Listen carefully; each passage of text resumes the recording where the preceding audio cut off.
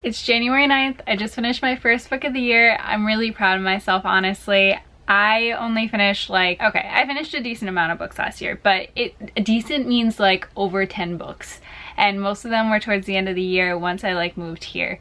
So I feel really good about it. And I was actually so excited about this book towards the end that I went straight home instead of staying at work and was looking forward to finishing this book. So makes me feel very good. I'm very excited, and it was the first book in a series, so I'm excited to read the rest of the series. This book was The Bear and the Nightingale by Katherine Arden, and it was so good. It was the first book in the Winternight trilogy, and it's so out of my normal comfort zone because it is fantasy and I don't generally read fantasy.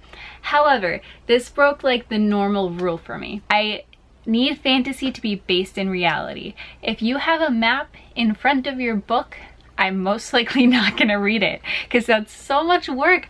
I have to make up an entire new world in my mind, and it takes so long for me to actually wrap my head around a world. But if it is based in reality at first and then those things are slowly trickled in, that's usually what sci-fi is. Sci-fi is usually bred into reality, and then you're just lost in a different world eventually. This book was sort of the same thing. It was based in reality, and then slowly all the magic flowed in, which was so ideal. This book is about a woman who marries a prince, and this woman has some magical powers, right? And then her daughter ends up marrying somebody in the north. This is based in Russia. And that woman has a daughter, and she wants this daughter to be like her mother. So after the fourth child, she's like, this is gonna be my last child. I want a child that's like my mother. And the guy that she's married to is like, I don't really need another one, but sure, why not?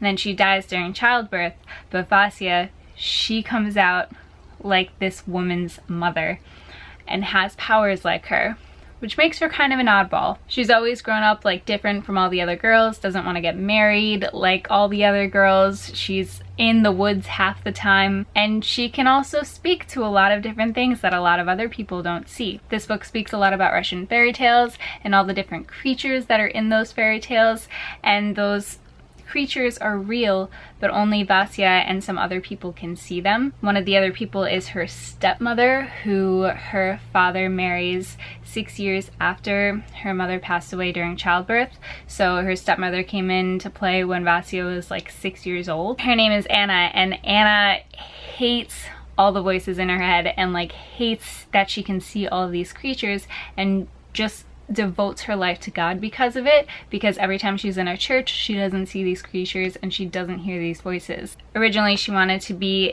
put in a convent because she felt like she would be safer there, but because of family ties that just didn't happen. So she's in the north with all of the scary creatures who aren't scary to Vasya because she makes friends with them, but to Anna, she doesn't know what they are. She just wants to devote her life to God to get rid of them. So now Anna's in the same house as Vasya, and she's her stepmother and wants Vasya to have nothing to do with these things, and things happen, and it's so good. I just really love how this story was constructed.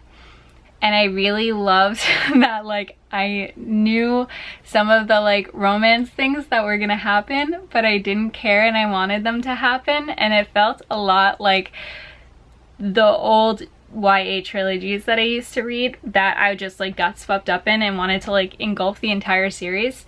This is the first time that has happened in a long time, and it's a fantasy series, and it's just blowing my mind. I love the location. I love that it's up north in Russia. I think it's fantastic. Everything was very readable and very accessible, and just something that I engulfed right away and something that I was interested in right away. I didn't have to wait this many pages in order to be interested in reading it again.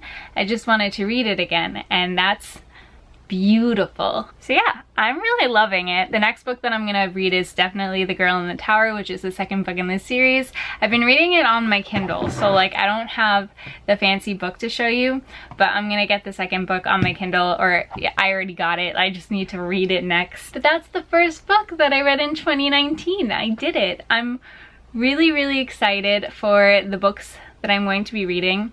I'm gonna try not to spend so much on books. Like obviously I need to get the sequel of this book, like I needed it, but I'm not planning on going in and doing like crazy hauls or anything. I had gotten 2 gift cards to Barnes & Noble, so I might buy some books, but I have 15 boxes of books right now in storage and I haven't read half of those. So my plan is I brought some books here. I'm gonna read the books that I have here and then box them up. Or like if I don't want to read them, then I don't want to read them, then I'll just box them up, go to storage and pick up a box and see what I have. And that'll almost be like me going to the store and buying books for myself. It'll be a nice surprise every time, I feel like. And those would make for some interesting unboxing videos, I think, as well. And that'll keep me from buying so many books. I really just want to save money. So I really hope that that happens.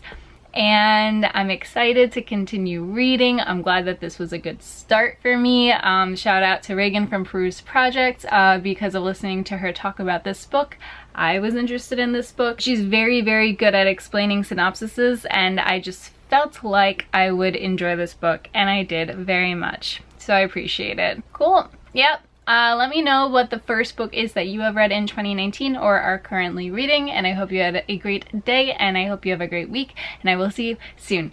Bye!